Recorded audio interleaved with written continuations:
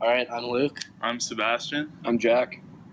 and this video is going to explain to you Einstein's Special Theory of relativity. Let's go. definition to help with your understanding of the experiments. Frame of reference is defined by a coordinate system, and it's used to describe relative motion of objects. Alright. Einstein's special theory of relativity is composed of two postulates, the first of which is called the principle of relativity. It states that the laws of physics are the same in any inertial frame of reference. Okay, and postulate 2 is called the speed of light principle, and it says that the speed of light is constant in all inertial frames of reference. So it doesn't matter the speed of the source of the light, it's always c.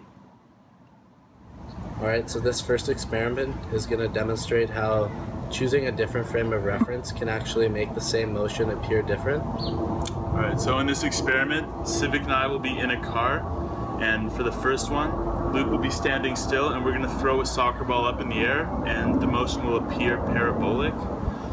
And the second one, Luke will be in the same frame of reference as us, and the ball will appear to just move up and down.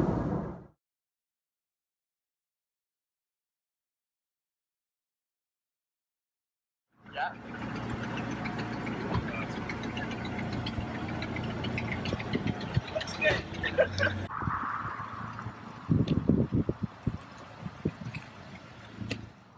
Alright, so in this first video, when I'm in a stationary frame of reference compared to the moving car, and the ball's thrown up, it looks like it has a horizontal velocity compared to me, and that's why it has a parabolic path.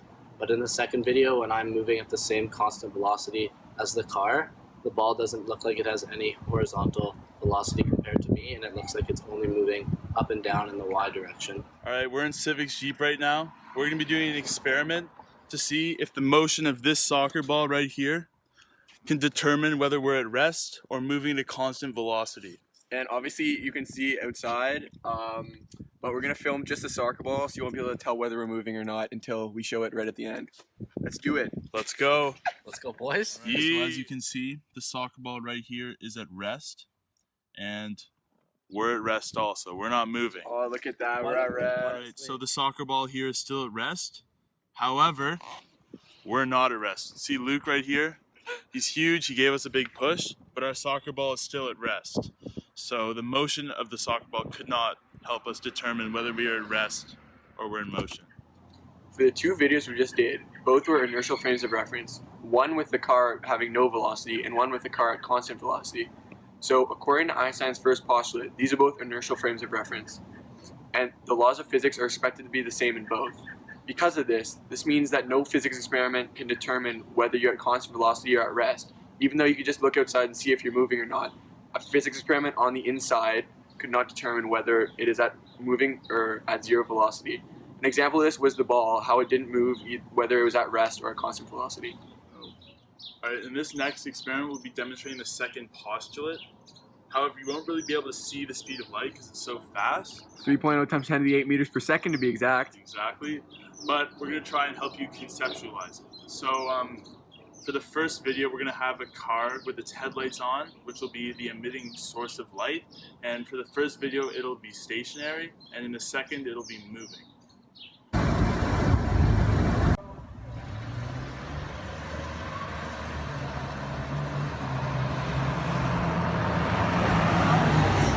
Alright, Luke, I don't know that much about physics, but wouldn't it seem like the speed of light in the second video would be faster than the speed of light in the first video? Well, I'm not quite sure how you figure that. Okay, picture this. Say I'm in a car that's moving forward. Okay.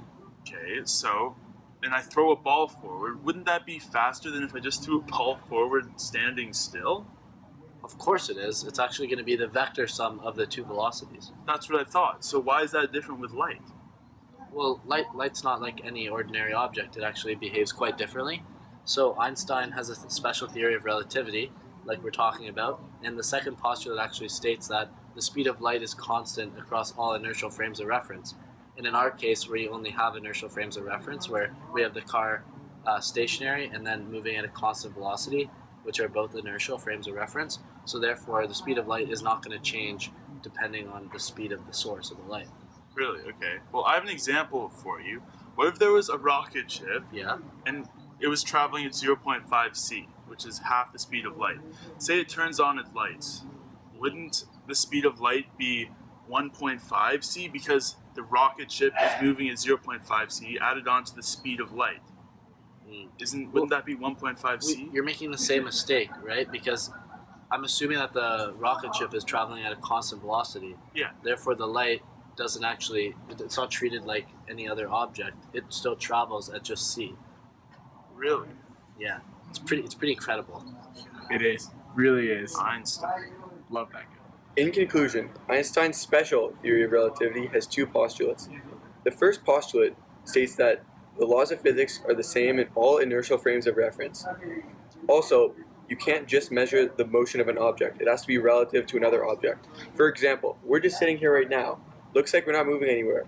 However, the Earth is hurtling through the space, which means that we are also going that in comparison to the rest of space. But in Earth's frame of reference, we're still here.